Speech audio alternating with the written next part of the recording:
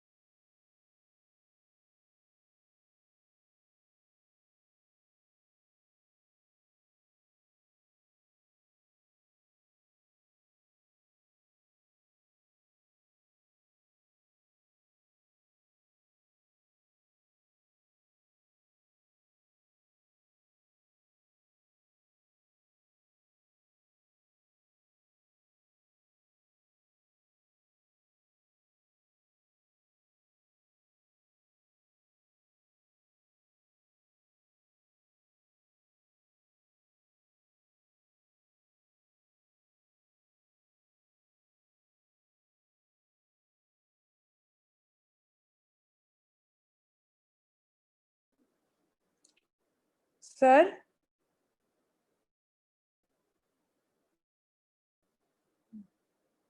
Sir mic, हाँ जी अब आ गया sir, 1 second.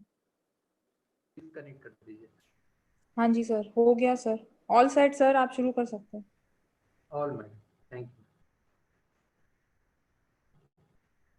So good afternoon everyone. So today my topic is electric power system part 3. So last class I already explained about electrical power system part 2. So same slide I am continuing here. So last class में हम लोगों ने क्या देखा था, थोड़ा सा मैं देखना चाहूंगा कि हम लोगों ने क्या देखा था लास्ट क्लास में। तो जैसे यहाँ दिख रहा है कि ट्रांसमिशन लाइन के बारे में हमने देखा था कि ट्रांसमिशन लाइन को कैसे हमने डिवाइड किया 2 पार्ट्स में। जैसे यहाँ एसी ट्रांसमिशन लाइन है, डीसी ट्रांसमिशन लाइन है, शॉर्ट ट्रांसमिशन लाइन है, डीसी ट्रांसमिशन लाइन है, शॉर्ट ट्रांसमिशन लाइन है, मीडियम ट्रांसमिशन लाइन है और लॉन्ग ट्रांसमिशन लाइन है। तो एसी ट्रांसमिशन लाइन को हमने 3 कैटेगरी में डिवाइड किया था।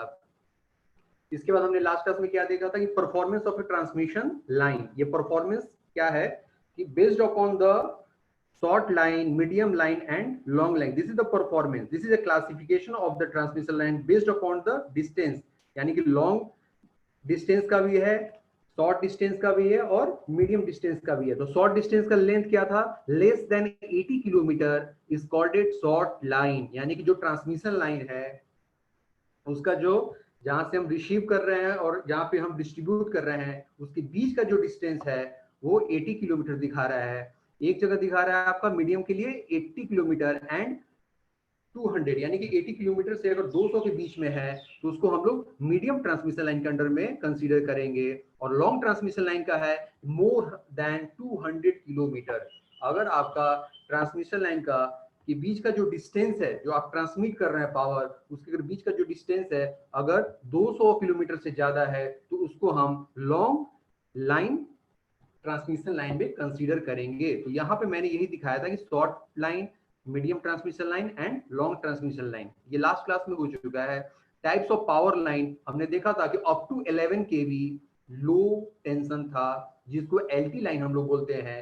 जैसे बिलो 11 केवी में आपका 1.1 केवी भी आ सकता है, 2.2 केवी भी आ सकता है, 3.3 भी आ सकता है और 6.6 भी आ सकता है। ये सब बिलो 11 केवी है, जिसको हम लोग लो टेंशन में कंसीडर करते हैं या एलटी लाइन में उसको कंसीडर करते हैं। और एबव 11 केवी जो रहेगा, एबव 11 केवी से लेकर जो 66 केवी के बीच में रहेगा उसको हम लोग मीडियम हाई वोल्टेज एमएचवी में कंसीडर करते हैं। और जो 110 केवी से 220 kV के बीच में रहेगा उसको हम लोग extra high tension EST line में कंसीडर करते हैं, और जो उससे भी ज्यादा यानी कि above 220 kV, that means in between 222, 720, 800 या मोर देन 800 kV, उसको हम लोग अल्ट्रा हाई टेंशन UST में कंसीडर करते हैं। ये सारी चीजें हमने लास्ट क्लास में देखा था जब मैं पढ़ाया था इलेक्ट्रिक पावर सिस्टम पार्ट 2। सो आज का मेरा एजेंडा है एडवांटेज ऑफ HVAC। जो हम HVAC ट्रांसमिशन लाइन जो हम यूज करते हैं उसका एडवांटेज क्या है। तो फर्स्ट एडवांटेज इसका है कि decrease the cost of conductor. So how it will decrease the cost of we know the conductor cross sectional area is depends upon the resistance, और हम मुझे मालूम है आप लोग भी मालूम है कि V इक्वल टू IR होता है। अगर मैं V divided by I equal to R लिखूंगा तो मैं बोल सकता हूं कि हाई वोल्टेज के लिए अगर V का वैल्यू बढ़ रहा है तो R का वैल्यू भी बढ़ेगा, करस्पॉन्डेंस I का वैल्यू कम होगा, because V and I inversely proportional है, लेकिन V और R प्रोपोर्शनल हैं। और हम जानते हैं कि R equal to rho L divided by A होता है। अगर रेसिस्टेंस का वैल्यू बढ़ेगा तो एरिया कम होगा। यहाँ पे हाई वोल्टेज होने के कारण एरिया मेरा कम हो रहा है, इसलिए रेसिस्टेंस का वैल्यू थोड़ा ज्यादा होगा कंपेयर टू यहाँ जो हमारा एरिया कम हो रहा है उससे जो कंडक्टर का कॉस्ट है उसके ऊपर इफेक्ट आएगा। तो हम बोल सकते हैं कि the cross sectional area of the conductor is inversely proportional to the voltage of the transmission line. For high voltage transmission line the cross sectional area of the conductor is very small. So the cross sectional area of a conductor is very small in high voltage transmission. So your cost of the conductor will be go down. So I written here this decrease the cost of conductor. Coming to the next point, second point है easily adopt any range of high voltage for transmission। यानी कि हम लोग high voltage का बहुत सारा range है, जैसे हमने पहले क्लास में देखा था EHV, HV, तो इसमें हम लोग बहुत अलग अलग तरह का वोल्टेज हम ले सकते हैं। स्टेप अप करके भी ले सकते हैं, स्टेप डाउन करके भी ले सकते हैं। स्टेप डाउन के लिए आपका यहाँ मैं लिखा हूं और डिस्ट्रीब्यूशन एज पर डिमांड। मेरा जो डिमांड है, मुझे 33 का डिमांड है, मुझे 66 केवी का डिमांड है, मुझे 440 केवी का डिमांड है, तो ऐसे आप ट्रांसमिट कर सकते हो लो वोल्टेज में। यानी कि बहुत सारा अलग अलग तरह का रेंज मुझे दिख रहा है यहाँ। तो हम बोल सकते हैं डिस्ट्रीब्यूशन में मेरा 66 केवी भी मिलेगा, 33 केवी भी मिलेगा, 11 केवी भी मिलेगा, 6.6 केवी मिलेगा और 440 वोल्ट भी मिलेगा। वैसे हम बोल सकते हैं कि ट्रांसमिशन के लिए मुझे 800 केवी मिलेगा, 400 केवी मिलेगा, 220 केवी मिलेगा, 132 केवी भी मिलेगा। तो ये सारे रेंज हो गए हाई वोल्टेज के और डिस्ट्रीब्यूशन में आपका लो वोल्टेज का। तो आप HVAC में ये HVAC ट्रांसमिशन में ये फैसिलिटीज आपको मिलेगा, यानी कि ये बहुत बड़ा एडवांटेज है for the HVAC transmission. Coming to the next point, point number 3, stepping up और stepping down easy through transformer. यानी कि हम स्टेप अप कर सकते हैं HVAC को और स्टेप डाउन भी कर सकते हैं with the help of transformer. Coming to the next point, easy maintenance and safety since current comparatively low। इसका मेंटेनेंस जो है कम है, ज्यादा नहीं रहता है मेंटेनेंस, और सेफ्टी भी काफी अच्छा है। सेफ्टी प्रिकॉशन भी हमें रखना है। Safety is also very very important for HVAC, but हम लोग सेफ्टी को कंट्रोल कर सकते हैं, सेफ्टी को हम लोग मेंटेन कर सकते हैं। There are so many different types of safety procedures are there. तो ये जो भी प्रोसेस है मेंटेनेंस और सेफ्टी का, ये इजी है, आसान है, इतना कॉम्प्लिकेटेड नहीं है।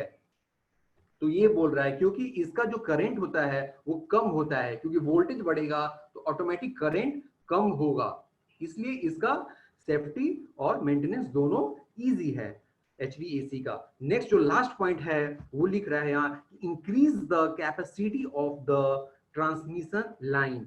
In HVAC transmission line, more power you can transfer. So this is the very big advantage. You can transfer more power. मैं बोल सकता हूं कि 800 kV या 400 kV मैं ट्रांसमिट कर सकता हूं। तो 100 केवी हम ट्रांसमिट कर सकते हैं। This is a very big achievement, very big advantage of HVAC transmission. इतना ज्यादा पावर 800 केवी हम वन प्लेस से दूसरे प्लेस पे ट्रांसमिट कर सकते हैं, भेज सकते हैं with the help of HVAC transmission. These are all the advantages. Coming to the next slide, disadvantage of HVAC transmission. Most of the questions will come from this portion only in exam. In exam. So ये disadvantage से ही ज्यादा से ज्यादा questions रहता है आपको exam में, तो इसको हमको आज ध्यान से देखना है। तो फर्स्ट मेरा डिसएडवांटेज यहाँ पे क्या दिख रहा है, कोरोना लॉस। सेकेंड क्या है, स्किन इफेक्ट। थर्ड है हेवी सपोर्ट। फोर्थ है रिएक्टिव लॉस और फिफ्थ है फ्रैंटिक इफेक्ट। तो कोरोना लॉस के बारे में हम थोड़ा सा इधर इंट्रोडक्शन देंगे आपको कि डिसएडवांटेज कैसे है, बाद में इसको हम लोग डीपली स्टडी करेंगे। इसी स्लाइड में, आगे की स्लाइड में ही आपको कोरोना लॉस के बारे में डिस्कशन करना है, स्किन के बारे में स्किन इफेक्ट के बारे में डिस्कस करना है और रिएक्टिव लॉस के बारे में डिस्कशन करना है। तो पहले थोड़ा सा कोरोना लॉस के बारे में देखते हैं। तो कोरोना लॉस क्या होता है और इसको अगर कम करना है तो हम कैसे कम करेंगे, थोड़ा सा हम लोग देखते हैं कोरोना लॉस होता क्या है। When the distance between the conductor is more compared to the diameter, the corona effect seen around the conductor.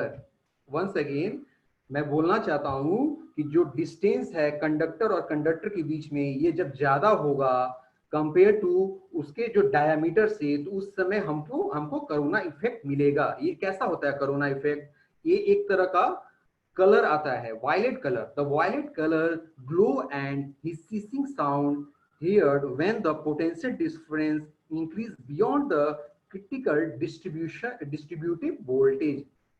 तो एक तरह का ब्लू कलर का कलर ग्लो होगा अराउंड द कंडक्टर। जो कंडक्टर हम ट्रांसमिट कर रहे हैं, ट्रांसमिशन लाइन पे जो कंडक्टर हम यूज कर रहे हैं, वहां पे एक वायलेट कलर ग्लो होगा और हिसिंग नॉइज भी आपको सुनाई देगा। एक चिट चिट चिट चिट ऐसा एक साउंड आता है। अगर आप ट्रांसमिशन लाइन के नीचे अगर आप जाके खड़े रहोगे तो आप देखोगे एक तरह का साउंड आपको सुनाई देगा। वो उसको हम क्या बोलते हैं, हिसिंग नॉइज बोलते हैं। ये सब जितना भी इफेक्ट आ रहा है, ये सब कोरोना के कारण ही आ रहा है और इसमें पावर लॉस भी है, एक तरह का लॉस है। सो कोरोना इफेक्ट जो भी है वो हम लोग अभी आगे डिस्कस करने वाले हैं डीपली। तो ये जस्ट बेसिक है इसका। नेक्स्ट है आपका स्किन इफेक्ट। दूसरा हमारा क्या दिख रहा है, स्किन इफेक्ट। तो the effective resistance of the conductor increase. जो हमारा कंडक्टर है उसका अगर इफेक्टिव रेसिस्टेंस इंक्रीज हो गया, तो जो इंक्रीज हो रहा है या इफेक्टिव रेसिस्टेंस, ये स्किन इफेक्ट के कारण ही हो रहा है। अगर मेरा कंडक्टर का इफेक्टिव रेसिस्टेंस बढ़ जाएगा, तो ये बढ़ रहा है, इसके पीछे क्या रीजन है, स्किन इफेक्ट है। तो इससे भी हमारा पावर लॉस होता है HVAC ट्रांसमिशन में। दूसरा सबसे मेन पॉइंट है कि जो करंट डेंसिटी है कंडक्टर का वो यूनिफॉर्म नहीं है, बिकॉज मेरा जो करंट का नेचर है वो अल्टरनेटिंग करंट है। तो due to alternating current the current density will be not uniform. तो due to not uniform current density या ununiform current density, that skin effect will be come on the picture. तीसरा दिख रहा है heavy support. तो cost of the transmission line increase। अगर मेरा transmission line का अगर कॉस्ट इंक्रीज हो रहा है तो क्यों इंक्रीज हो रहा है, by the increasing the mechanical loading. यहाँ मैकेनिकल लोडिंग क्या है, हमारा कंडक्टर है। ट्रांसमिशन लाइन हमने क्यों बनाया है, क्योंकि वो कंडक्टर को होल्ड कर सके। तो लोड कौन यहाँ पे है, मैकेनिकल लोड कौन है, यहाँ ट्रांसमिशन लाइन में जो कंडक्टर यूज कर रहे हैं उसको हम लोग मैकेनिकल लोड बोलते हैं। तो जैसे जैसे आपका स्ट्रक्चर बड़ा होगा, तो बड़ा होने के पीछे क्या रीजन है, आपका कंडक्टर साइज है। क्योंकि HVAC ट्रांसमिशन लाइन में हम 3 कंडक्टर यूज करते हैं, वन साइड और अनदर साइड हम भी 3 यूज करते हैं, टोटल 6 यूज करते हैं। कहीं कहीं हम 3 ही यूज करते हैं, ओनली इनकमिंग और आउटगोइंग। कहीं कहीं 6 यूज होता है, कहीं कहीं 6 से भी ज्यादा है, 10 भी यूज होता है। तो जितना आप कंडक्टर बढ़ाओगे आपका जो ट्रांसमिशन लाइन का जो स्ट्रक्चर है वो भी बढ़ेगा, तो कॉस्ट भी आपका बढ़ेगा। तो ये यहाँ पे ये दिखाना चाहता है कि आपका जो भी सपोर्ट है वो काफी हेवी होना चाहिए। तो एक बड़ा डिसएडवांटेज है कि मुझे ट्रांसमिशन लाइन का स्ट्रक्चर जो है काफी मजबूत और काफी हेवी बनाना पड़ेगा। उसके ऊपर कॉस्ट भी जाता है, कॉस्ट भी इसका ज्यादा रहता है ट्रांसमिशन लाइन का सपोर्ट का। नेक्स्ट आ रहा है रिएक्टिव लॉस। रिएक्टिव लॉस में क्या है, transmission line impedance has both inductance and capacitance. जो भी ये रिएक्टिव लॉस के बारे में स्टडी करना है उसके लिए मुझे पहले जानना पड़ेगा कि जो ट्रांसमिशन लाइन के जो अंदर इंपीडेंस है, ट्रांसमिशन लाइन में जो इंपीडेंस हो रहा है कंडक्टर के अंदर में, उसका जो ये इंपीडेंस है ये दोनों चीज से बना हुआ है। एक है इंडक्टेंस और दूसरा है कैपेसिटेंस। एंड दोनों हम जानते हैं इंडक्टेंस और कैपेसिटेंस दोनों अपोजिट नेचर का है। इंडक्टेंस जैसे लैग करेगा तो कैपेसिटेंस वो लीड करेगा। तो एक हम देख रहे हैं लैग कर रहा है, दूसरा लीड कर रहा है। तो इस दोनों चीज के कारण, इस दोनों फैक्टर के कारण, एक लैगिंग और लीडिंग कारण ये रिएक्टिव लॉस ट्रांसमिशन लाइन में होता है। जो ट्रांसमिशन लाइन का जो भी कंडक्टर है वहां पे आपको ये रिएक्टिव लॉस मिलेगा। तो for economical operation of the line these both should be equal. अगर मेरे को इकोनॉमिकल ऑपरेशन करना है इसके लिए हमको ये इंडक्टेंस और कैपेसिटेंस दोनों को बराबर रखना पड़ेगा। It should be both equal. So this make reactive loss 0। अगर दोनों का दोनों अगर इक्वल हो गया, ऐसा होता नहीं है लेकिन हम लोग ट्राई करते हैं। There are so many different types of method to bring reactive loss to 0 लाने के लिए हम लोग। नेक्स्ट आता है आपका फेरेंटी इफेक्ट। फेरेंटी इफेक्ट में क्या है कि चेंजिंग द करंट फ्लो, यानी कि यहाँ पे क्या होगा, चेंजिंग करंट होगा। तो यहाँ पे जो है कि जो करंट जो है, जो हमारा चार्ज करंट है वो फ्लो हो रहा है। अभी जो हमारा है जो चार्ज करंट वो फ्लो हो रहा है। तो चार्ज करंट जब कंडक्टर में फ्लो होगा तो ये किसके ऊपर डिपेंड करेगा, ये डिपेंड करता है कैपेसिटेंस पे। तो कैपेसिटेंस किस पे डिपेंड करेगा, कैपेसिटेंस डिपेंड करेगा कि हमारा कंडक्टर का लेंथ कितना है। तो ये कंप्लीट आपका फेरेंटी इफेक्ट पे है डिस्कशन। तो इसका काफी ब्रीफली हम डिस्कस करने वाले हैं। बस ये अभी आपको समझना है कि चेंजिंग करंट जो है, चार्जिंग करंट जो है वो फ्लो हो रहा है कंडक्टर में ड्यू टू कैपेसिटेंस। तो कैपेसिटेंस हमारा कहां से आ रहा है, यह लेंथ ऑफ द कंडक्टर पर डिपेंड करता है। हम बोल सकते हैं कि the voltage rise depends on the value of the capacitance and the capacitance is depending on the length of the line. अगर हमारा ट्रांसमिशन लाइन बहुत लंबा रहेगा उसका जितना लेंथ बढ़ाएंगे ट्रांसमिशन लाइन का उतना ही हमारा फेरेंटी इफेक्ट भी ज्यादा होगा। तो यह एक तरह का लॉस ही है। So these are the disadvantage in HVAC। ये पूरा भी डिस्कस करना है आगे। Next, what are the advantage of HVDC transmission. तो यहाँ हम देख सकते हैं कि the main advantage of HVDC transmission over HVAC transmission are decrease the number of conductor. HVDC है ओनली 2 कंडक्टर होगा, एक पॉजिटिव और एक निगेटिव। तो कंडक्टर का जो नंबर है वो घट चुका है यहाँ पे HVDC में, जो यहाँ मैं फर्स्ट पॉइंट में लिख रहा हूँ।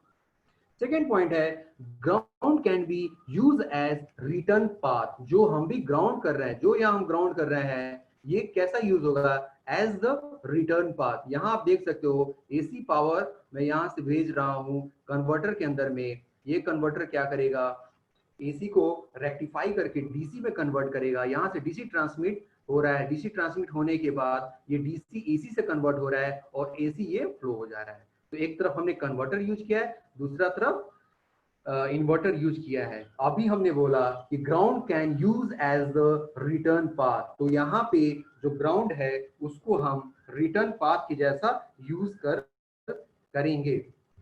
So the ground part has a low resistance and therefore the low power loss as compared to metal clip conductor। इसके जगह हम कोई कंडक्टर यूज करते हैं तो उसका रेजिस्टेंस ज्यादा होगा ग्राउंड के रेजिस्टेंस से, इसलिए हम लोग यहाँ पे ग्राउंड को प्रीफर कर रहे हैं।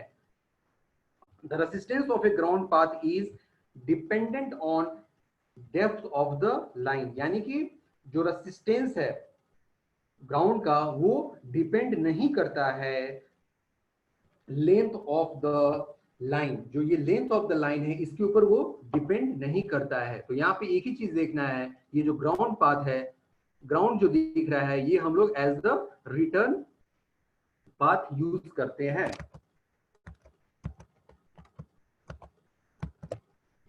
नेक्स्ट आपका आता है less corona loss and radio interference, यानी कि यहाँ पे जो कोरोना लॉस होगा वो कम होगा, क्योंकि यहाँ तो डायरेक्ट करंट है, यहाँ तो साइनोसाइडल नेचर नहीं है, अल्टरनेटिंग करंट नहीं है, तो यहाँ पे कोरोना लॉस आपका कम होगा। एंड रेडियो इंटरफेरेंस, जब कोरोना लॉस आपका कम होगा तो रेडियो इंटरफेरेंस भी कम होगा। सो unwanted radio frequency distribute the your television, radio and cordless telephones, जो भी आपका टेलीफोन्स है या रेडियो है या टेलीविजन है, ये किस पे डिपेंड, ये इसका जो इंटरफेरेंस है, जो मेन फ्रीक्वेंसी है, ये डिस्टर्ब होता है ड्यू टू रेडियो इंटरफेरेंस। लेकिन यहाँ पे ये रेडियो इंटरफेरेंस बहुत ही कम रहेगा लेकिन कम रहेगा, काफी कम रहेगा इन कंपेयर टू एचवीडीसी। इसको भी हम लोग डिस्कस करने वाले हैं आगे। नेक्स्ट, नो स्किन इफेक्ट, यहाँ पे कोई स्किन इफेक्ट नहीं है। अभी हमने डिस्कस किया था एचवीडीसी का, एचवीएसी का डिसएडवांटेज कि वहां पर स्किन इफेक्ट होता है, लेकिन यहाँ पे कोई भी स्किन इफेक्ट नहीं है, क्योंकि यहाँ पे जो करंट डेंसिटी है वो यूनिफॉर्म है। आपको मालूम होना चाहिए कि current density is the measurement of electrical current per unit area of cross section, यानी करंट डेंसिटी को अगर हम डिफाइन करेंगे तो क्या है, ये मेजरमेंट ऑफ इलेक्ट्रिक करंट है per unit area of cross section. किसी भी एक क्रॉस सेक्शन का, किसी भी मीटर स्क्वायर का अगर हम करंट चेक करेंगे कि करंट का क्वांटिटी कितना है, कितना उसका डेंसिटी है, तो वो ऐसे डिफाइन करते हैं electrical current per unit area cross section. यह एक वेक्टर क्वांटिटी है, करंट डेंसिटी जो है एक तरह का वेक्टर क्वांटिटी, आपको मालूम होगा। तो यहाँ पे कोई भी स्किन इफेक्ट नहीं है। Next, disadvantage of HVDC transmission, high cost of terminal equipment, converters and inverters are both, यानी कि जो यहाँ पे हम कन्वर्टर यूज कर रहे हैं और यहाँ इन्वर्टर यूज कर रहे हैं, इसका कॉस्ट काफी ज्यादा होगा, क्योंकि इसका स्टार्टिंग में भी हमको यूज करना है और एंडिंग में भी यूज करना है। ऐसा एचवीएसी में कुछ नहीं था कन्वर्टर इन्वर्टर, लेकिन यहाँ आपको कन्वर्टर इन्वर्टर का जरूरत पड़ेगा to convert AC to DC, again DC to AC. Coming to the point second, point to point transmission not possible, यहाँ पे point to point transmission possible नहीं है। Tapping off a DC power at several place, so यहाँ पे point to point transmission possible नहीं है। लेकिन वहां पर क्या था, पॉइंट टू पॉइंट था, एक पॉइंट से दूसरे पॉइंट पे गया, वहां पे स्टेप डाउन किया, फिर वहां से दूसरे पॉइंट पे गया। यहाँ ये फैसिलिटीज नहीं है, एक जैसा वोल्टेज जाएगा आपको। नेक्स्ट आपका क्या आ रहा है, हार्मोनिक फिल्टर, तो यहाँ पे हार्मोनिक फिल्टर भी आएगा एचवीडीसी में। नेक्स्ट आ रहा है कॉम्प्लिकेटेड कूलिंग, यानी कि यहाँ पे जो है कूलिंग है काफी कॉम्प्लिकेटेड है। क्यों? क्योंकि यहाँ पे पावर इलेक्ट्रॉनिक स्विच यूज कर रहे हैं हम लोग। जैसे आप देख सकते हो कन्वर्टर इन्वर्टर में हम लोग जो भी कंट्रोल करेंगे with the help of power electronic switches, power electronics components हम लोग लगाकर यूज करेंगे, जिसका कूलिंग काफी कॉम्प्लिकेटेड है। Why I am using complicated word, because we are using HVAC, HVDC, high voltage DC current. तो ये हाई वोल्टेज है, इसलिए ये जितने पावर इलेक्ट्रॉनिक्स कंपोनेंट है इनको कूलिंग और इनका मेंटेनेंस भी काफी ज्यादा रहेगा, इसलिए कूलिंग यहाँ पे काफी ज्यादा रहेगा। नेक्स्ट, कॉम्प्लिकेटेड कंट्रोल, इसका कंट्रोलिंग भी काफी कॉम्प्लिकेटेड है। It's not easy like HVAC. अगर एचवीएसी से कंपेयर करें तो इसका कॉम्प्लिकेटेड कंट्रोलिंग सिस्टम्स रहेगा। जो भी हम लोग इलेक्ट्रिकल सब स्टेशन से कंट्रोल करेंगे ये काफी कॉम्प्लिकेटेड रहेगा। तो ये इसका डिसएडवांटेज हो गया। नेक्स्ट आपका क्या, comparison of the AC and DC transmission, what are the comparison between AC and DC transmission. First है ये तो एसी ट्रांसमिशन है, दूसरा वाला डीसी ट्रांसमिशन है। फिर इधर हम देखते हैं small cross sectional area of the conductor for same power transmission. यहाँ पे जो कंडक्टर का साइज है वो क्या है, कम है, सेम पावर ट्रांसमिशन, जैसे मैंने 132 केवी एसी मैंने ट्रांसमिट किया, उसका जो क्रॉस सेक्शनल एरिया है कंडक्टर का, और यहां पर भी मैंने क्या किया 132 केवी डीसी ट्रांसमिट किया, उसका जो कंडक्टर का क्रॉस सेक्शनल एरिया है वो ज्यादा रहेगा, तो इसका कम है, इसका ज्यादा है, ये मेन इसका डिफरेंस है। बाकी थर्ड जो लिख रहा है यहाँ कि step up and step down easy, step up and step down is complicated, this is very simple. Next, more line loss, clear है, लेस लाइन लॉस, यहाँ पे जो लाइन लॉस है क्या है, काफी कम है, यहाँ पे लाइन लॉस क्या है, काफी ज्यादा है। जो भी corona loss, skin effect, Ferranti effect, every will come in AC only, not in DC. It will come, but it will come very less compared to AC. तो AC में ये सब इफेक्ट ज्यादा होते हैं, losses. More number of conductors required, यहाँ पे जो AC ट्रांसमिशन है, यहाँ पे हमको ज्यादा कंडक्टर यूज करना है, करने की आवश्यकता पड़ेगी, क्योंकि यहाँ 3 फेज है। अगर आप एक इनकमर एक आउटगोइंग यूज करते हैं तो 3 इनकमिंग होगा और 3 आउटगोइंग होगा, तो 6 कंडक्टर हो गया, और एक ऊपर जो लगा हुआ है अर्थ वायर, तो टोटल आपका 6 + 1 7 हो जाता है। लेकिन ओनली 7 भी नहीं है, 10 भी है, depends upon the structure of the transmission line. But यहाँ पे क्या है, केवल 2 कंडक्टर है, एक पॉजिटिव और एक नेगेटिव, क्योंकि ये DC है, तो ये मेन डिफरेंस इसका हो गया। Next, types of conductors and materials.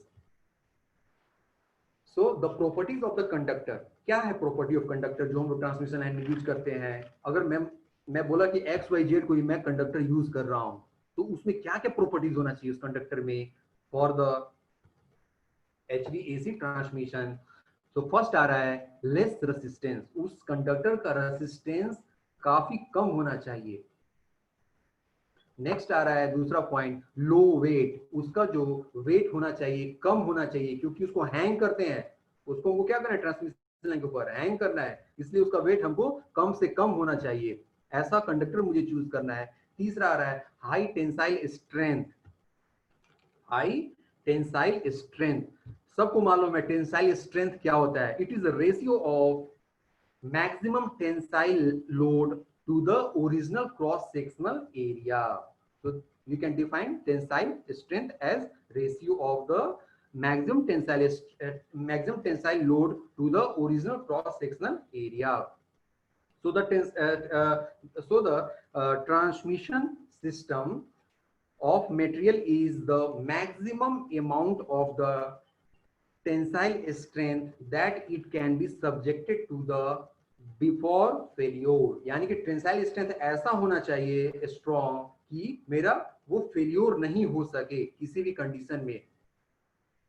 सो ऐसा मुझे टेंसाइल स्ट्रेंथ चाहिए कंडक्टर में। तीसरा आता है लो कॉस्ट, जो भी हम कंडक्टर यूज करेंगे HVAC के लिए उसका कॉस्ट कम होना चाहिए, क्योंकि ये हमारा 10 किलोमीटर 20 किलोमीटर केवल नहीं है रेंज, ये हमको 1000 10,000 सभी जगह डिस्ट्रीब्यूट करना है ये conductor with the help of HVAC या HVDC। तो इसका जो कॉस्ट होना चाहिए कम होना चाहिए। कोई भी चाहेगा कि मेरा जो भी कंडक्टर यूज कर रहे हैं HVAC के लिए या किसी भी प्लेस के लिए, उसका कंडक्टर का कॉस्ट कम से कम होना चाहिए। सो जो हम अभी कंडक्टर यूज करते हैं HVAC में, उसको मैं डिफाइन करने जा रहा हूं, conductors used for HVAC transmission and distribution. तो ये आपको फिगर यहां दिख रहा है, ये कंडक्टर का आपको दिख रहा है यहाँ फिगर, ये है ACSR कंडक्टर। तो यहाँ फिर हम देखते हैं इन AC transmission and distribution system, aluminum strength conductors which are electrically parallel and spiral together to increase tensile strength, one or more central different material is used. They are, यानी कि जो भी हम लोग यहाँ पे यूज कर रहे हैं मटेरियल, वो ट्रांसमिशन एंड डिस्ट्रीब्यूशन सिस्टम में वो एल्युमिनियम का होता है। नॉर्मली हम लोग क्या यूज करते हैं, एल्युमिनियम। ये जो भी हम यहाँ पे डिस्कस किए हैं कंडक्टर का property, low resistance, low weight, high tensile strength, low cost, ये सब आपको एल्युमिनियम में मिलेगा। लेकिन यहाँ पर 3-4 कैटेगरी है एल्युमिनियम कंडक्टर का। फर्स्ट है AAC, ऑल एल्युमिनियम कंडक्टर, यानी कि पूरा का पूरा जो कंडक्टिंग मटेरियल है, कंडक्टर है, वो पूरा एल्युमिनियम का बना रहेगा। दूसरा है AAC, all aluminium alloy conductor. तीसरा है ACSR, all conductor steel reinforced.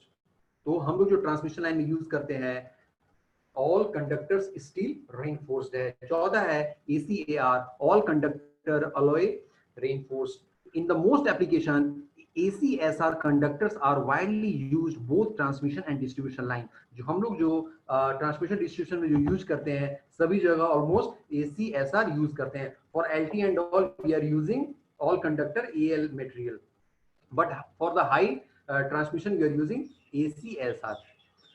तो नेक्स्ट आपका आ रहा है कोरोना लॉस। तो जैसा हमने यहाँ लिखा है the phenomena of ionisation of surrounding air around the conductor due to which luminous glow with hissing noise is known as the corona effect। ये तो मैं अभी भी आपको बताया था। नेक्स्ट पॉइंट क्या लिख रहा है, if the voltage across the line continues to increase, जो वोल्टेज है कंडक्टर के अंदर में अगर वो इंक्रीज हो रहा है, voltage across the line it's continuous increase, the glow and hissing noise become more, thus a loss of some energy, this is resistive loss। ये जो लॉस जो भी हो रहा है कोरोना लॉस ये रेसिस्टिव लॉस है। due to breakdown due to high voltage drop also corona loss will take place। the air act as the dielectric medium between transmission line। जो भी एयर है सराउंडिंग में कंडक्टर के चारों तरफ वो कैसा बिहेव करता है, as the dielectric of the transmission line, और it is insulation between current carrying conductor. ये आपको मालूम होना चाहिए जो भी एयर है कंडक्टर के चारों तरफ वो कैसा बिहेव करेगा, as the insulation between current carrying conductor and air. Next आ रहा है कि what are the advantage and disadvantage of corona. Corona का क्या एडवांटेज है, तो वन बाय वन इसको हम देखते हैं, लेकिन इससे पहले हम थोड़ा और डिस्कस चाहेंगे कोरोना पे करने के लिए। कोरोना लॉस पे थोड़ा और भी डिस्कशन करना है। जैसे हम बोल सकते हैं कि corona effect increase in wet atmosphere condition because the moisture surrounding the transmission line will increase wet molecule. जो भी कंडक्टर यहाँ पे है वहां पे हमको क्या होगा, मॉइस्चर अगर ज्यादा है, अगर इन्वायरमेंट जो मेरा है वेटेड है, तो वहां पे वेटेड मॉलिक्यूल जो है वो क्या होगा, आयोनाइज हो जाएगा। आयोनाइज होकर के वो क्या हो जाएगा, बैगनी कलर का कलर अपीयर होने लगेगा around the conductor and humming sound, जैसा मैं ऊपर लिखा हूं वो अपीयर होगा। अब ये जो कोरोना लॉस हो रहा है ये किसके कारण हो रहा है, वोल्टेज रेट के कारण भी हो रहा है। जैसे हम बोल सकते हैं high voltage create more corona. जैसे जैसे वोल्टेज हम बढ़ाएंगे वैसे वैसे कोरोना लॉस क्या होगा, बढ़ता चला जाएगा। अगर आपको कोरोना लॉस कम करना है तो वोल्टेज आप कम दो, यानी कि लो वोल्टेज यानी कि एलटी साइड में आपका ज्यादा कोरोना लॉस नहीं होगा, लेकिन आप एसटी ट्रांसमिशन में जाते हैं तो वहां पे कोरोना लॉस आपका ज्यादा होगा। नेक्स्ट हम थोड़ा सा इसमें देखना चाहते हैं कौन कौन सा फैक्टर अफेक्टिंग है कोरोना लॉस के लिए। तो पहला है लाइन वोल्टेज, दूसरा है लाइन डायामीटर, जो भी हम कंडक्टर यूज कर रहे हैं उसका डाया कितना है, तो वो बहुत इंपॉर्टेंट फैक्टर है। तीसरा है एटमॉस्फेरिक, जो हमने अभी बताया कि जो एटमॉस्फेयर है वो हमारा कैसा है, वेटेड है, तो बहुत प्रॉब्लम है। वेटेड में क्या होगा, जैसे मैं बताया आयोनाइजेशन, आपको समझ में आया होगा। Next, if the diameter is less, अगर हम डायमीटर को कम करते हैं तो क्या होगा, अगर मैंने डायमीटर को कैसे भी चेंज कर दिया, उसको कम कर दिया, तो क्या होगा, इलेक्ट्रिक फील्ड जो आयोनाइजेशन हो रहा था एटमॉस्फेयर में वो क्या होगा, कम हो जाएगा। तो जैसे वो कम होगा उससे हमारा क्या होगा, कोरोना लॉस भी कम होगा। So we choose large diameter of the line, cost of the transmission line will increase. So there is need to perfect calculation of diameter of the conductor. So ये कोरोना लॉस को पूरा control करने के लिए हमको ये diameter जो है कंडक्टर का उसके ऊपर पूरा कैलकुलेशन करना पड़ेगा कि उसका डाया कितना होगा। नेक्स्ट आपका इधर आ रहा है advantage and disadvantage. Next slide. Due to the corona formation the air surrounding the conductor becomes conducting and hence visual diameter of the conductor is increase. यहाँ पे एक और एक और डाया और फॉर्म होता है, यानी कि जो कंडक्टर है उसके चारों तरफ एक और डाया बनेगा, उसको हम लोग क्या बोलते हैं, visual diameter of the conductor. तो उससे क्या बेनिफिट है, एक ज्यादा एरिया मिलता है कंडक्टर को, तो वो थोड़ा सा एडवांटेज है। तो ये फर्स्ट मेरा जो है ये एडवांटेज है। Conductor is increased, the increased diameter reduce the electrostatic stress between conductor, यानी कि जो भी मेरा इलेक्ट्रोस्टैटिक्स जो स्ट्रेस है उसको क्या करेगा, इंक्रीज करेगा, सॉरी रिड्यूस करेगा। तो जैसे हमने डायमीटर को बढ़ाया वैसे हमारा इलेक्ट्रोस्टैटिक्स जो स्ट्रेस है वो कम होगा। तो हम लोग जानते हैं कि ये सबसे बड़ा एडवांटेज है कोरोना लॉस के कारण। जो भी कोरोना लॉस हो रहा है उसका केवल डिसएडवांटेज नहीं है, उसका एडवांटेज है। नेक्स्ट हम देख रहे हैं ये डिसएडवांटेज है, the glow appear across the conductor which show the power loss अगर ऑन इट। जो ग्लो आपको दिख रहा है कंडक्टर के चारों तरफ, ये क्या है, एक तरह का पावर लॉस है। The disadvantage is the power loss, it reduce the efficiency of the line and it makes critical in EST and UST line. ये कोरोना लॉस के कारण मुझे पावर लॉस होगा, और पावर लॉस से क्या होगा, मेरा इफिशियंसी क्या हो जाएगा, कम हो जाएगा ट्रांसमिशन लाइन का। नेक्स्ट आपका दिखा रहा है, zone is produced by the corona and may causes corrosion of the conductor due to chemical action, यानी कि हमको जो कंडक्टर है जो आपका उसके ऊपर एक करोजन आएगा, यानी कि एक जंग जैसा लग जाएगा कंडक्टर के ऊपर अगर कोरोना लॉस अगर ज्यादा है। तो ये क्यों होता है, क्योंकि एक केमिकल परफॉर्म होता है कंडक्टर के ऊपर, और इस केमिकल परफॉर्म के कारण करोजन हो जाता है, यानी कंडक्टर के ऊपर क्या हो जाएगा, जंग लग जाएगा।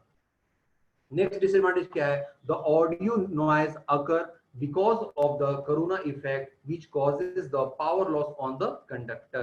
एक ऑडियो हिसिसिंग नॉइज क्या होता है, हमें सुनाई देता है, जहां पर भी ट्रांसमिशन लाइन जा रहा है वहां पे एक हिसिसिंग नॉइज आपको, ऑडियो नॉइज आपको हमेशा सुनाई देते रहेगा। तो वो भी एक तरह का क्या है, पावर लॉस है कंडक्टर का, वो बता रहा है। The vibration of the conductor occur because of corona effect. जो भी वाइब्रेशन है, जो भी आपका कंडक्टर है उसमें वाइब्रेशन भी होता है। आप नजदीक में जाके देखना ट्रांसमिशन लाइन के ऊपर में कि आपको वाइब्रेट करते हुआ दिखेगा। तो ये जो वाइब्रेशन हो रहा है किसके कारण हो रहा है, ड्यू टू कोरोना इफेक्ट के कारण हो रहा है। The corona effect produce the non-sinusoidal signal, thus non-sinusoidal voltage drop occur in the line। मैं हमेशा उस समय से बोल रहा हूँ कि वोल्टेज अगर ड्रॉप ज्यादा होगा तो उससे क्या हो जाएगा, कोरोना लॉस हमारा क्या होगा, और भी ज्यादा होगा। वही बोल रहा है कि यहाँ जो नॉन साइनोसाइडल सिग्नल है वो परफॉर्म हो रहा है ड्यू टू कोरोना लॉस। यही जो नॉन साइनोसाइडल वेवफॉर्म, एक अलग, एक तो साइनोसाइडल वेवफॉर्म है ही हमारा मेन सप्लाई का, उसके अलावा एक और नॉन साइनोसाइडल वेवफॉर्म आपका बनेगा। उससे क्या हो जाएगा, बहुत ज्यादा मात्रा में आपको वोल्टेज ड्रॉप मिलेगा। तो ये भी कोरोना का ही इफेक्ट है। और लास्ट पॉइंट है, the radio and TV interference occur on the line because the corona effect. यानी कि जो कोरोना इफेक्ट है इसके कारण रेडियो और टीवी का जो सिग्नल है उसको भी इफेक्ट करेगा। आप अपने मोबाइल फोन को लेकर के जाओ ट्रांसमिशन लाइन के नीचे और फोन कॉल करो या आप बात करो, देखो कितना डिस्टर्बेंस होता है आपको कम्युनिकेशन करने में। यानी कि जहां भी कोरोना लॉस है, जहां भी ट्रांसमिशन लाइन का हाई वोल्टेज का टावर गया है, उसके अगल बगल में जो भी घर है और जहां पे अगर उसमें अगर कोई टीवी चल रहा है या कोई टेलीफोन यूज कर रहा है या कोई रेडियो ऑपरेट कर रहा है, तो उसको प्रॉब्लम होना ही होना है due to corona loss. So it will affect the communication systems also. So now method of reducing the corona loss। हम कोरोना लॉस तो बहुत सारे चीजें हम लोग पढ़ लिए, कोरोना लॉस क्या होता है और उसका क्या क्या एडवांटेज डिसएडवांटेज है, लेकिन हमको उसको कम तो करना है। ये सबसे बड़ा फैक्टर है ट्रांसमिशन लाइन में, सबसे मोस्ट इंपॉर्टेंट ये लॉस है, ये कोरोना लॉस। इसको हमको कम से कम करना है, किसी भी हाल में इसको मुझे कम करना है। तो क्या क्या इंपॉर्टेंट फैक्टर हमको ध्यान में रखना पड़ेगा, क्या क्या इंपॉर्टेंट पॉइंट्स है कि जिससे हम कोरोना लॉस को कम कर सके। तो पहला दिख रहा है, increase in temperature decrease loss.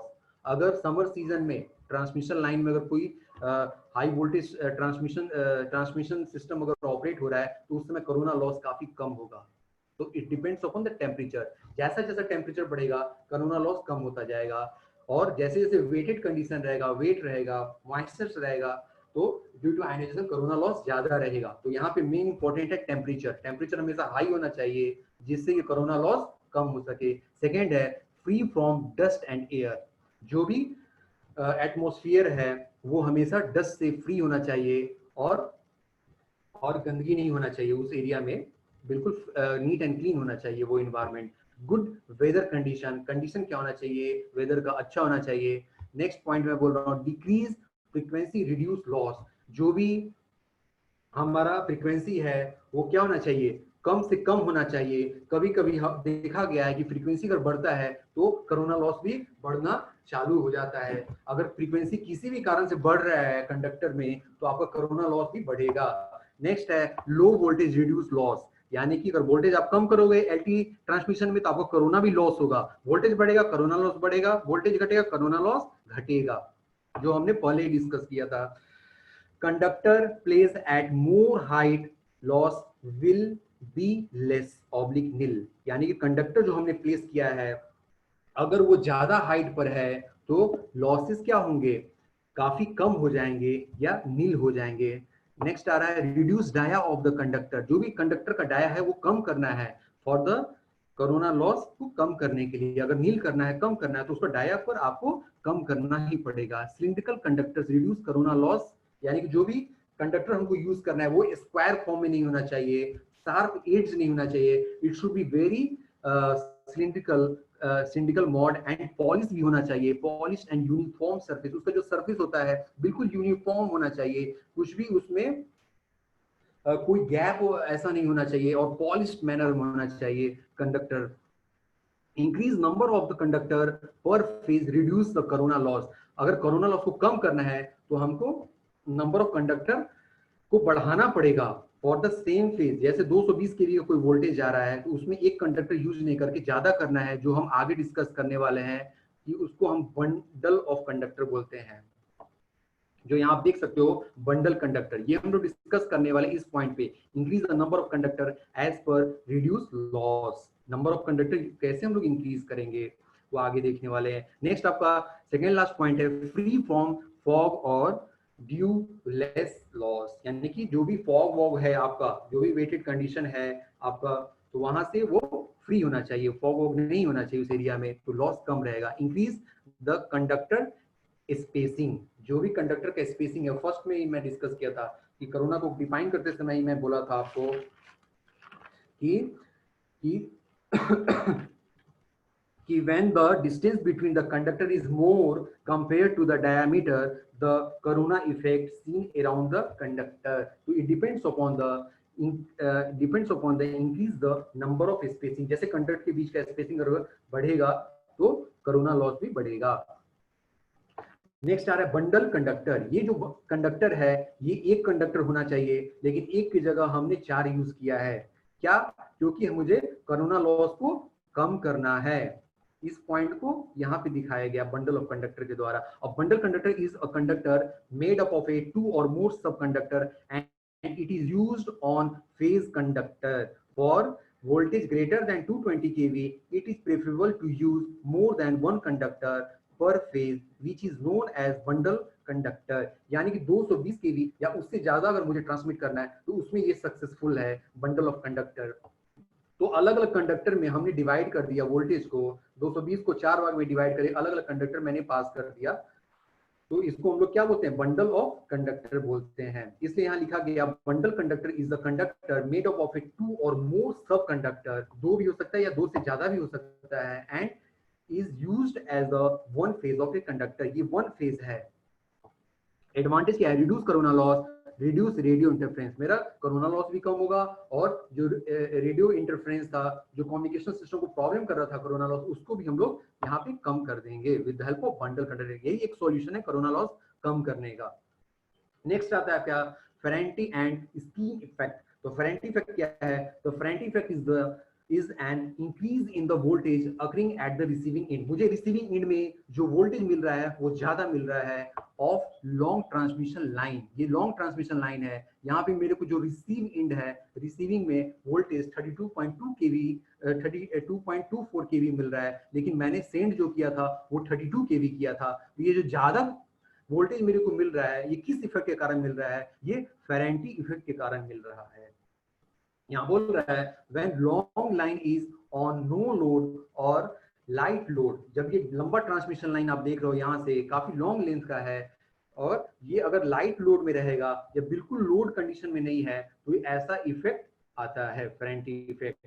This effect occur due to the changing current flow through the conductor due to capacitance. ये जो फेरेंटी इफेक्ट आ रहा है due to length of the conductor. जैसा मैं बोला था अभी कि जो फेरेंटी इफेक्ट है वो किस पे डिपेंड करता है, due to length of the conductor, ऐसा यहाँ दिख रहा है। नेक्स्ट आ रहा है skin effect. Skin effect is the tendency of alternating electric current AC to become distributed within the conductor such that current density is largest near the surface of the conductor। यहाँ आप देख सकते हो conductor का जो outer most portion है वहां पे ज्यादा करंट फ्लो हो रहा है और जो अंदर का जो पार्ट है डेप्थ में वहां बिल्कुल करंट फ्लो नहीं हो रहा है। यानी कि ये यहाँ पे जो करंट का जो डेंसिटी है बिल्कुल कम है और आउटर एरिया में करंट का डेंसिटी ज्यादा है। यही इफेक्ट को हम लोग क्या बोल सकते हैं, स्किन इफेक्ट बोलते हैं। तो largest near the surface of the conductor and decrease with greater depth of the conductor। यानी कि यहाँ पे जो कंडक्टर का जो डेप्थ पोर्शन है वहां पे कोई करंट फ्लो नहीं होगा और जो बाहर का जो एरिया है वहां पे ज्यादा करंट फ्लो होगा। इसी इफेक्ट को हम लोग क्या बोलते हैं, स्किन इफेक्ट बोलते हैं। ये डिपेंड करता है करंट डेंसिटी के ऊपर। अगर करंट डेंसिटी, और ये नॉर्मली एसी में तो होना ही होना है, वहां तो करंट डेंसिटी अनयूनिफॉर्म होता है, वो यूनिफॉर्म होने का प्रश्न ही नहीं है क्योंकि उसका जो एसी सप्लाई है उसका नेचर साइनोसाइडल वेवफॉर्म है, अल्टरनेटिंग नेचर है, इसलिए ये करंट डेंसिटी यूनिफॉर्म नहीं होता है। इसी नॉन यूनिफॉर्म के कारण ये स्किन इफेक्ट आता है कंडक्टर के ऊपर में। जो करंट का जो डिस्ट्रीब्यूशन है वो हमेशा आउटर मोस्ट पोर्शन में ही रहता है ज्यादा और इनर में कोई करंट फ्लो नहीं होता है।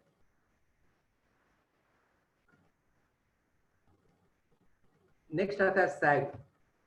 तो सैग क्या है, the difference in the level between point of the supports and the lowest point of the conductor. ये जो पॉइंट ऑफ सपोर्ट है इसके बीच का जो डिस्टेंस है, ये जो आप देख रहे हो सपोर्ट के बीच का जो डिस्टेंस है लोएस्ट पोर्शन से लेकर के ऊपर तक का, इसको ही हम सैग बोलते हैं। In order to specify the tension to be used in the stringing the line conductors the wall the values of the sag and tension must be known factor affecting the sag। मुझे सैग को control करना है, मुझे सैग के बारे में जानना है कि ये जो लेंथ है कितना होगा, तो वो किसके ऊपर डिपेंड करेगा। उसके लिए हमको टेंशन कैलकुलेट करना पड़ेगा इस कंडक्टर का कि टेंशन कितना है और उसका सैग वैल्यू निकालना पड़ेगा जिससे मुझे मालूम चलेगा कि इसका सैग कितना होना चाहिए। ये किसके ऊपर डिपेंड करता है, वेट ऑफ द कंडक्टर पर unit length, load due to ice and snow. अगर स्नो है, अगर आइस है तो ये जो लेंथ जो दिख रहा है नीचे की तरफ वो कम हो जाएगा और समर सीजन में ये लेंथ ज्यादा होगा,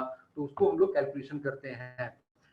डिस्टेंस बिटवीन द सपोर्ट्स, कैसा इसका सपोर्ट है और इसके बीच का कितना डिस्टेंस है, वो भी बहुत इंपॉर्टेंट फैक्टर है सैग के लिए। Temperature vary very important. जैसा मैं बताया कि आइस अगर है कहीं पर, इस कंडक्टर के ऊपर में आइस जम चुका है due to very low temperature, -degree temperature भी जाता है कहीं कहीं, तो वहां पे इस कंडक्टर के ऊपर में आइस कोटिंग हो जाता है, तो उससे ये कंडक्टर का जो लेंथ है वो क्या होता है, कम हो जाता है। तो उस समय भी ये इसका जो टेंसाइल स्ट्रेंथ होना चाहिए, ब्रेक नहीं होना चाहिए, और इसका टेंशन भी मुझे कैलकुलेट करना पड़ेगा with the help of sag. Conductor tension वही यहाँ पे लिखा हुआ है। नेक्स्ट है आपका अंडरग्राउंड पावर केबल। सो ये आपका मल्टी कोर पावर केबल दिख रहा है। नॉर्मली सिंगल और मल्टी कोर पावर केबल हम लोग यूज करते हैं अंडरग्राउंड पर्पस के लिए। So electrical power can also be both transmitted and distributed using the underground cable.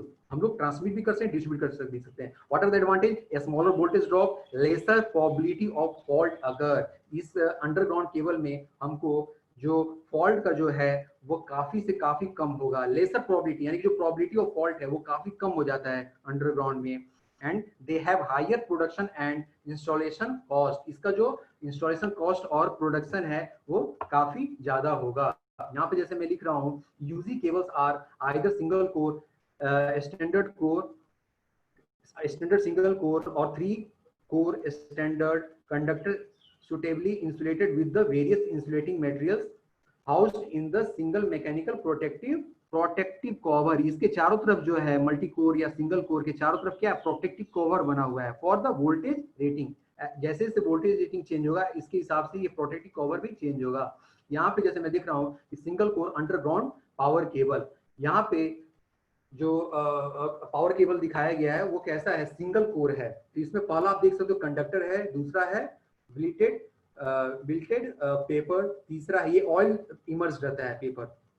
पहला जो कंडक्टर आप देख रहे हो ये मल्टी भी हो सकता है, 1 भी हो सकता है, 2 भी हो सकता है, 3 भी हो सकता है। 1 और 3 कंडक्टर हम बोल सकते हैं, हम लोग यूज करते हैं। यहाँ पे 1 भी हो सकता है और 3 भी हो सकता है या उससे भी ज्यादा हो सकता है। यहाँ पे जो कंडक्टर स्क्रीन आपको जो दिख रहे हैं बेल्टेड पेपर से हमको कंडक्टर के चारों तरफ से हम लोग क्या करते हैं, फॉलिंग करते हैं। तो वहां पे हम लोग सेमी कंडक्टिंग टेप भी यूज कर सकते हैं in place of belted paper also. Next आपका आता है लेड सीट। लेड सीट क्या है, एक तरह का मेटेलिक सीट है। मेटेलिक सीट भी हम लोग यूज कर सकते हैं, लेड सीट भी यूज करते हैं। क्यों हम लोग यूज करते हैं, for the protection of the cable from moisture and other chemical बोले तो एसिड जो कि प्रेजेंट है हमारे इन्वायरमेंट में या सॉइल यानी कि मिट्टी में प्रेजेंट रहते हैं एसिड और केमिकल्स, उसको प्रोटेक्शन करने के लिए हम लोग lead sheath mechanical sheath use करते हैं या ये लेड सीट यूज करते हैं। नेक्स्ट आता है बेडिंग। बेडिंग क्या है, it is the low grade insulator like jute. जैसे जूट हम लोग इसके चारों तरफ हम लोग यूज करते हैं फॉर द प्रोटेक्शन के लिए। किससे प्रोटेक्शन करना है, करोजन से, जंग जो लग जाता है उससे हमको, केबल को जंग लगेगा उससे हमको प्रोटेक्शन करने के लिए इसका यूज करते हैं। फॉर द मैकेनिकल इंज्योर यानी कि मैकेनिकल इंज्योर जो भी है उससे भी हमको क्या करना है, इसको बचाना है कंडक्टर को, उसके लिए हम लोग ये बेडिंग का यूज करते हैं। नेक्स्ट है आर्मरिंग। आर्मरिंग में क्या है, सिंगल वायर आर्मरिंग। इसमें क्या है, it provides mechanical protection from various stress.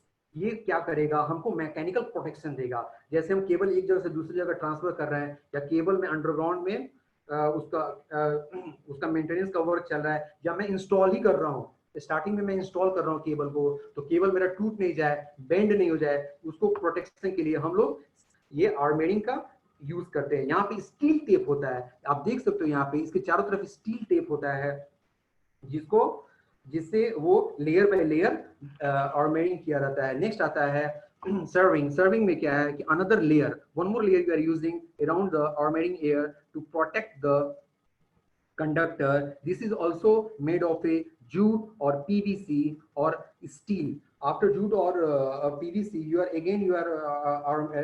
are serving with the help of steel to protect from atmosphere. तो एटमॉस्फेयर से प्रोटेक्शन के लिए हम लोग ये यूज करते हैं। नेक्स्ट आपका आ रहा है लास्ट जो है ये ट्रांसमिशन लाइन को हम देख सकते हैं यहाँ पे कि कैसे कंडक्टर है। ऊपर का जो है ये कंडक्टर, ये है ग्राउंड या अर्थ वायर बोलिए या ग्राउंड वायर बोलिए। उसके बाद हम 3 यहाँ पे इंसुलेटर देख रहे हैं, 1 2 3 वन साइड का, फिर यहाँ 1 2 3। ये जो इंसुलेटर है सस्पेंशन टाइप इंसुलेटर है, जैसा मैं बताया था लास्ट क्लास में। ये जो नीचे की तरफ वर्टिकल है वो सस्पेंशन टाइप इंसुलेटर है। नेक्स्ट आ रहा है फेज कंडक्टर, ये R phase, Y phase, B phase, यहाँ भी 3 फेज है, यहाँ भी 3 फेज है। डैम्पिंग डिवाइस, यहाँ पे हम लोग क्या यूज किए, छोटा छोटा एकदम स्मॉल साइज को जो दिख रहा है ये वाइब्रेशन को कम करेगा, क्योंकि हमेशा इस कंडक्टर में वाइब्रेशन होता रहता है, क्योंकि जो एयर का फ्लो है उससे वाइब्रेशन आता है कंडक्टर में। उसको ये कम करने के लिए इस इंसुलेटर के दोनों तरफ हम लोग वायर में डैम्पिंग डिवाइस यूज करते हैं। ये छोटा दिख रहा है यहाँ पे मैं दिखा सकता हूँ कि ये डैम्पिंग डिवाइस कैसा दिखता है। तो it is the clamp in the middle of the cable. यहाँ जो केबल है इसके दोनों साइड में हम लोग इसका यूज करते हैं फॉर द एनर्जी वाइब्रेशन। जो भी एनर्जी वाइब्रेशन हो रहा है उसको कम करने के लिए, एलिमिनेट करने के लिए हम लोग यूज करते हैं। नेक्स्ट आपका ये 2 तरह का ट्रांसमिशन लाइन यहाँ आपको दिख रहा है। एक है वी स्ट्रक्चर का दिख रहा है, क्रॉस आर्म जैसा है ये भी सस्पेंशन टाइप का इंसुलेटर हम लोग यूज करें। यहाँ बंडल ऑफ कंडक्टर आप देख सकते हो, कैसा बंडल ऑफ कंडक्टर हम लोग यूज कर रहे हैं। यहाँ भी बंडल ऑफ कंडक्टर आप देख सकते हो कि कितना ज्यादा नंबर ऑफ कंडक्टर हम लोग यूज कर रहे हैं for the reducing corona loss. और यहाँ सस्पेंशन टाइप का इंसुलेटर है, यहाँ पे सस्पेंशन नहीं है, यहाँ पे स्ट्रेन टाइप ऑफ इंसुलेटर है। और यहाँ जंपर भी कनेक्टेड है, one end to another end, jumper type का हमने जंपर यूज किया है यहाँ से यहाँ तक। और ये जो स्ट्रेन टाइप का इंसुलेटर है, जैसा कि लास्ट क्लास में हमने देखा था, ये स्ट्रेन टाइप इंसुलेटर है और ये सस्पेंशन टाइप इंसुलेटर है। जहाँ स्ट्रेन रहेगा वहां पर जंपर जरूर रहेगा। और ये आपका कंडक्टर हो गया, ये स्टील टावर हो गया, टावर के ऊपर आपका कंडक्टर दिया हुआ है। यहाँ पे मैकेनिज्म देख सकते हो, एक आर फेज हो गया, ये वाई फेज हो गया और ये बी फेज हो गया। तीनों फेज अलग अलग दिख रहा है। यहाँ पे ऐसा नहीं है, यहाँ पे आर वाई बी दोनों साइड से जा रहा है, एक इनकमर और एक आउटगोइंग, या दोनों इनकमर। और इसके ऊपर आप देख सकते हो अर्थ वायर। सो ये कंप्लीट आपका ट्रांसमिशन लाइन के बारे में हो गया कि कैसा ट्रांसमिशन लाइन दिखता है। यही ट्रांसमिशन टावर है। आप देख सकते हो कितना इसका स्ट्रक्चर स्ट्रॉन्ग है, कितना हेवी स्ट्रक्चर है इसका ट्रांसमिशन लाइन का, क्योंकि इसका जो कंडक्टर है यही आपका वेट है। तो ये आपका कंप्लीट सेशन हुआ। Now if you having any doubt you can ask. आपको अगर कोई डाउट है सो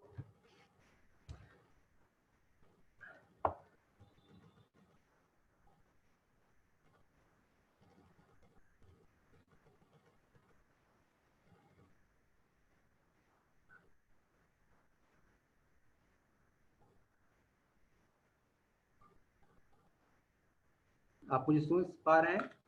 हेलो, अगर आपका कोई डाउट है please ask me.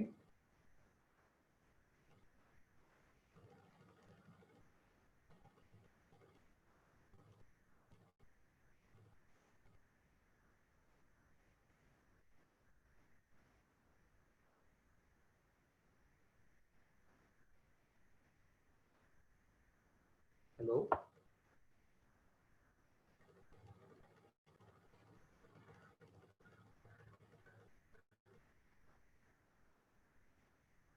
so one by one you can ask doubt.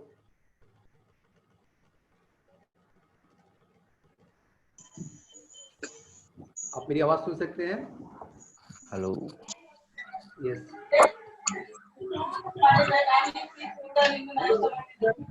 One by one. Hello sir. Yes. Hello sir, bundle conductor equal बताएंगे please? एक मिनट, ये जो बंडल कंडक्टर है क्या है? Bundle conductor is the conductor made up of a sub conductor and it is used as one phase. जो bundle conductor है एक ही फेज है। हम बोल सकते हैं ये आर फेज है, लेकिन आर फेज में एक कंडक्टर की जगह मैंने 5 कंडक्टर लिया है, क्योंकि जो वोल्टेज की कैपेसिटी है काफी ज्यादा है। यहाँ पे जो वोल्टेज हम लोग ले रहे हैं 220 केवी है। 220 केवी आप समझ सकते हो कितना ज्यादा वोल्टेज है। जैसे वोल्टेज बढ़ेगा कंडक्टर का साइज कम होगा, जैसे वोल्टेज बढ़ेगा वैसे कंडक्टर का साइज कम होगा। यहाँ पे कंडक्टर का साइज कम करेंगे तो उसका टेंसाइल स्ट्रेंथ भी कम होगा ना, क्योंकि काफी ज्यादा वोल्टेज है, इसका स्ट्रेंथ भी कम होगा और कोरोना लॉस भी ज्यादा हो रहा है जैसे जैसे वोल्टेज बढ़ रहा है। तो कोरोना लॉस को कम करने के लिए और कंडक्टर का साइज भी थोड़ा। Sir will you please repeat once again? ये यहाँ और इसका एडवांटेज है reduce the corona loss, radio interference यानी और भी कम करते हैं। Once again repeat your question. once again repeat. One guy is asking questions. Once again. Hello sir. yes hello sir. हाँ बोलिए, सुन रहा हूँ आपका आवाज, बोलिए। सर जो कोरोना इफेक्ट और स्किन इफेक्ट है वो फिर से एक्सप्लेन कीजिए ना sir. Corona effect and skin effect sir please से ग्रिड सर। यहाँ पे स्किन इफेक्ट आप देख सकते हो। Skin effect is the tendency of alternating electric current. ये एक अल्टरनेटिंग करंट है हमारा। स्किन इफेक्ट कहाँ होता है? एचवीएसी में होता है। जो हमारा एसी वोल्टेज सप्लाई हो रहा है वो कैसा है? अल्टरनेटिंग नेचर का है। जब आप साइनोसॉइडल वेवफॉर्म ड्रॉ करते हो किसके लिए ड्रॉ करते हो? एसी के लिए करते हो ना। तो due to this alternating nature the current distribution will be and again it's will increase. तो ये जो करंट का जो डिस्ट्रीब्यूशन है वो इक्वल नहीं है, ये यूनिफॉर्म नहीं है, ये अनयूनिफॉर्म है। ये मैं बोलना चाहता हूँ। अनयूनिफॉर्म होने के कारण ही ये जो करंट जो है ये आउटर पेरिफेरी में घूम रहा है। जो करंट जो है आउटर पेरिफेरी में ज्यादा है और जो मेन सेंटर है कंडक्टर का वहां पे कुछ करंट ही नहीं है, वहां नो करंट फ्लो हो रहा है, सारे करंट बाहर फ्लो हो रहे हैं कंडक्टर का। तो ये जो इफेक्ट है, ऐसा जो फिनोमेना हो रहा है, इसी को हम लोग स्किन इफेक्ट बोलते हैं due to current density. Hello hello hello please sir. Due to large current density near the conductor. WhatsApp number grid sir. Yes next.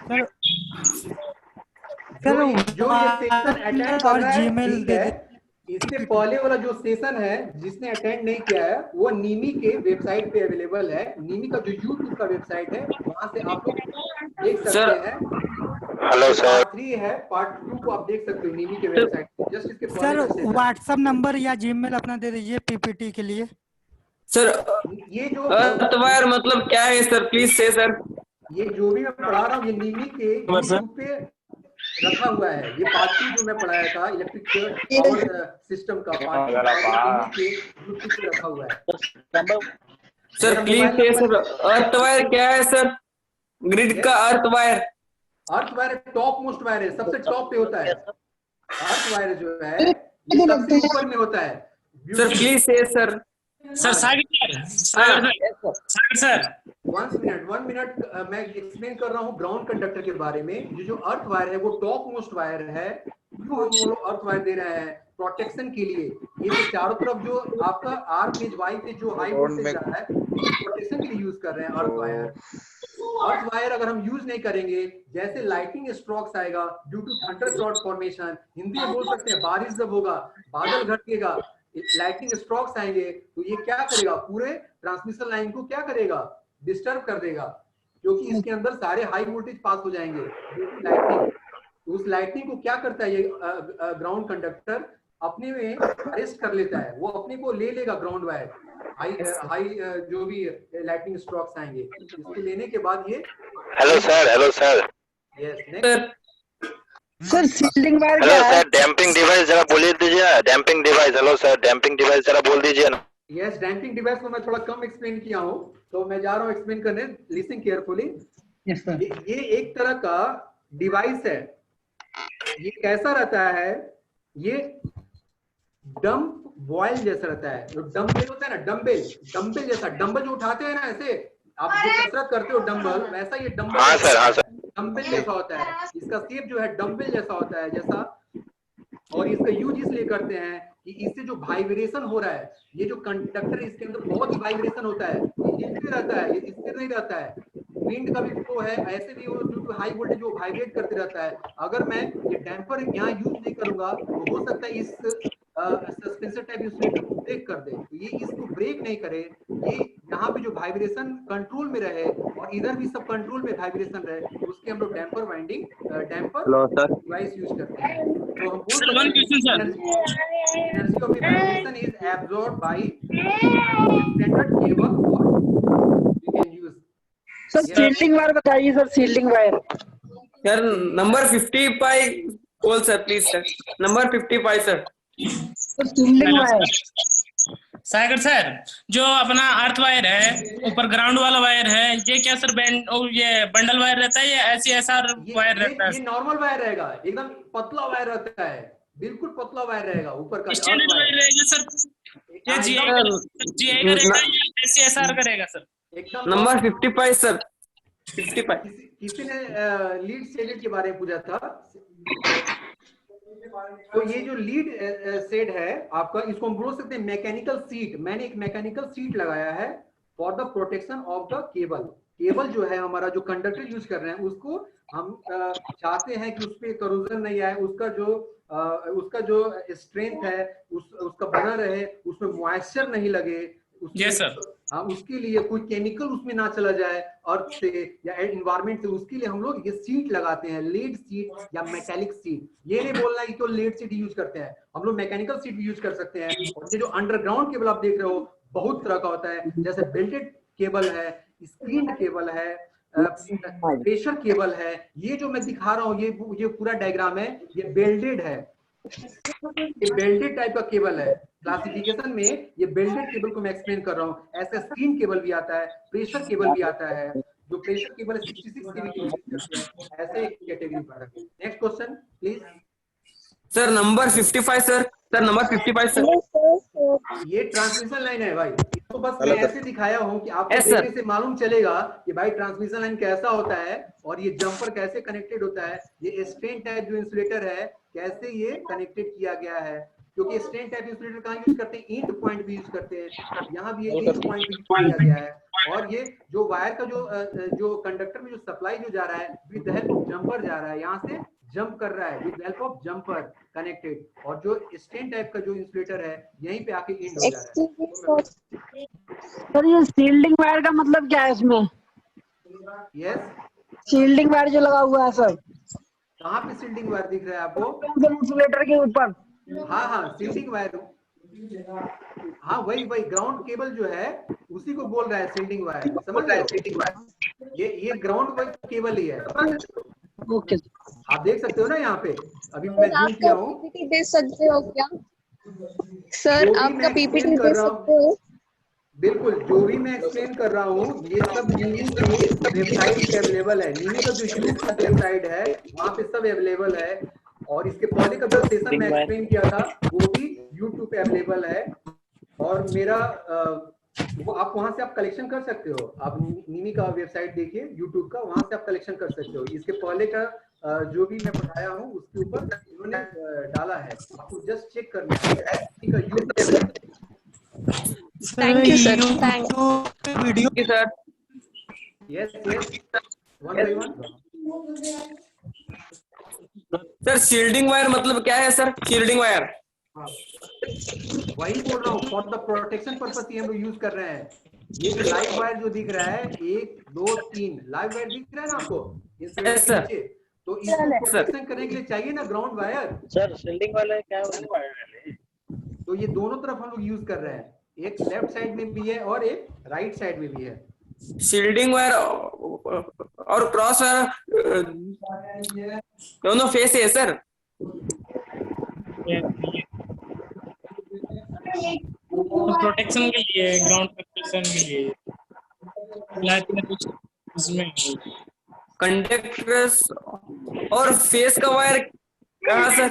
Shielding wire के फेस वायर क्या सर? हेलो, आवाज आ रही है मेरी? Yes sir.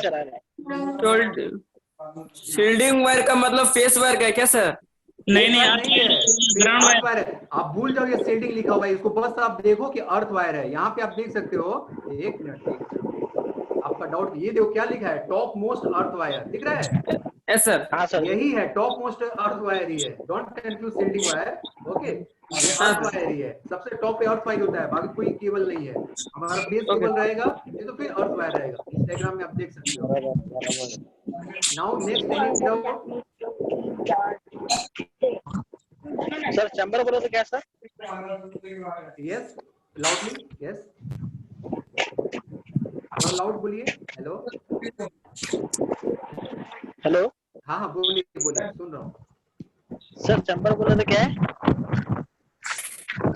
One second, I am not listing, सुनाई नहीं दे पा रहा है, जोर से बोलिए। कैन यू रिपीट कर सकते हैं? हेलो, हाँ सर। हाँ बोलो क्या पूछ रहे हो? हाँ बोलो। चैम्बर बोलो तो क्या सर? चैम्बर जंपर, चैम्बर नहीं बोला मैं, जंपर बोला है, समझे? हाँ जी। 1 minute, very good questions. Once again I will explain. This is the stent type insulator. You can see here, this is a stent type insulator. तो ये यहाँ पे आके जो कंडक्टर है इंड हो गया है, और फिर यहाँ से नया कंडक्टर स्टार्ट हुआ है। तो ये जो इस इंड का सप्लाई है यहाँ जाना चाहिए ना, तो जंपर के हेल्प से ये कनेक्टेड होगा। ये सप्लाई यहाँ से नहीं होके जा रहा है, ये सप्लाई यहाँ तक आके इंड हो गया है, यहाँ से फिर यहाँ होते हुए इस तरफ जा रहा है। आ रहा है समझ में? क्या है सर वो सप्लीमेंट टाइप्स स्ट्रेलिंग इंसुलेटर? यहाँ भी देखो जंपर यूज किया गया, वही जंपर का डायग्राम हमने यहाँ पे बनाया हुआ है। हाँ सर, सेम चीज है, जंपर, JUMPER, जंपर। यहाँ पर jumper sir. Next query sir. Train insulator क्या है sir? Types of insulator use overload system है सर। आपको स्क्रीन के ऊपर दिख रहा है ना टाइप्स ऑफ इंसुलेटर? हाँ यस बीन सर। है, सस्पेंशन है, स्ट्रेन है और सेकंड टाइप का इंसुलेटर है। बीन हो गया ये बीन हो गया, ये साइकिल हो गया और ये स्ट्रेन हो गया, ये सस्पेंशन हो गया। टाइप्स ऑफ इंसुलेटर टू यहाँ पे आप देख सकते हो टाइप ऑफ इंसुलेटर, 3 टाइप का सस्पेंशन भी है, स्ट्रेन भी है और साइकिल भी है। बीन का रेंज देख सकते हो, बिलो 36 केवी सस्पेंशन का, above 33 kV suspension. Hello Cycle is used for the use होता है sir. don't discuss, keep quiet. Hello, strain तक किधर यूज होता है सर? keep quiet. बोलिए, next question, next doubt. Hello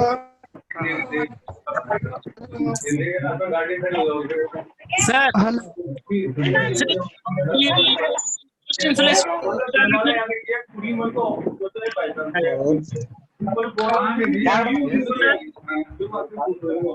Next question, yes. Strain तक किधर यूज होता है sir? One second. Hello. Strain तक किधर यूज होता है सर?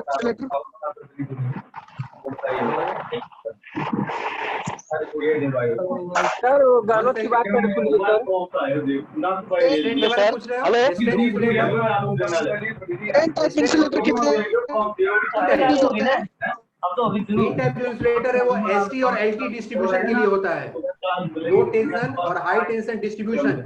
वो मेरा डिस्ट्रीब्यूशन प्लांट है, डिस्ट्रीब्यूशन का जो एरिया है वहां पे हम यूज करते हैं। इसका जो वैल्यू है, जो कंडक्टर यूज करेंगे उसका 66 से कम होना चाहिए, 66 से कम होना चाहिए। ज्यादा में यूज नहीं करेंगे। आप अपने घर से बाहर निकल करके पोल को देखो, जो आपके घर के बाहर पोल लगा हुआ है, तो पोल के ऊपर जो एक इंसुलेटर लगा हुआ है, कंडक्टर जिसके ऊपर प्लेस्ड है, वही पिन टाइप इंसुलेटर है। आप देख सकते हो, यही पिन टाइप इंसुलेटर है। ठीक है सर। ये है पिन टाइप इंसुलेटर। जो घर के बाहर आपका जो पोल लगा हुआ है डिस्ट्रीब्यूशन सिस्टम में, उसके ऊपर यही पिन टाइप इंसुलेटर है। इसके ऊपर हम लोग कंडक्टर यूज करते हैं यहाँ पे। Hello sir. Sir hello sir. Hello yes yes I am listening. Sir वो ट्रेन के ऊपर रहता है वो क्या है सर? ट्रेन के ऊपर जो रहता है वो HVAC है, वो 25 kV का होता है, 25,000 वोल्ट का रहता है। वो जो ट्रेन के ऊपर जो रहता है ना, ट्रेन का इंजन वो 25,000 होता है, 25,000 वोल्ट का रहता है, 25 kV का। Hello sir. स्पेशल लाइन है वो। Yes, next question. Hello sir. Yes, speak. Hello sir. Rise your question. Yes. Hello. हाँ बोलो बोलो। हाँ, ये मटेरियल क्या है सर? उसमें ट्रेन में आता है ना, अभी पिन इंसुलेटर आता है ना, उसका एक अलग मटेरियल है ना, पोर्सिलिन नहीं, दूसरा मटेरियल। हाँ यस, जो दूसरा मटेरियल है वो कैसा टफन ग्लास है, जो हम दूसरा मटेरियल यूज कर रहे हैं। यहाँ पे मैं लास्ट टाइम बताया था कि these are the made of porcelain, high quality porcelain है। उसका क्या कैरेक्टरिस्टिक्स है, क्या उसका प्रॉपर्टीज है? Physically, mechanically and technically strong enough to withstand any level of voltage. किसी भी तरह का वोल्टेज आ गया, हाई वोल्टेज किसी भी रीजन से, उठेगा नहीं, ब्रेक नहीं होगा। जो भी इंसुलेटर है वो एकदम सही होना चाहिए। अगर टूट गया कहीं से भी तो प्रॉब्लम हो जाएगा। टूटा हुआ इंसुलेटर यूज नहीं करते, ब्रेक टाइप। और और आप जो पूछ रहे हैं वहां पे हम लोग टफन ग्लास यूज करते हैं। This is cheaper compare to porcelain, toughen glass. Yes, next. Okay sir. Now any doubt? Hello sir. Yes hello sir. Sir can you give your contact number sir? Contact number is 9789262716. Repeat sir. Once again 9789262716. Sir और एक बार बोलो sir number. 9789 sound आई थी और माध्यम थे 2716. क्या सकते हाक नहीं कृषि थोड़ा नोड़ना। So if you have any doubt you can WhatsApp me, but you have नहीं, to refer cut NIMI website. जो आपका निमी वेबसाइट है, निमी का जो YouTube वेबसाइट है उसको आप रेफर कीजिए। पहले का जो प्रीवियस वीडियो है वो सब आपको दिखाया गया है, वहां से आप स्टडी कर सकते हैं, डाउनलोड भी कर सकते हैं जो भी क्लासेस। सर नंबर से फिर से बोल दीजिए। 9789262716. Next questions? Any doubt? So now I finish the session. Okay, sir. Thank you. Okay, okay. Now I am disconnecting. this session. Okay, thanks. Okay, sir. Thank you, sir. Thank you. Okay, okay. Thank you.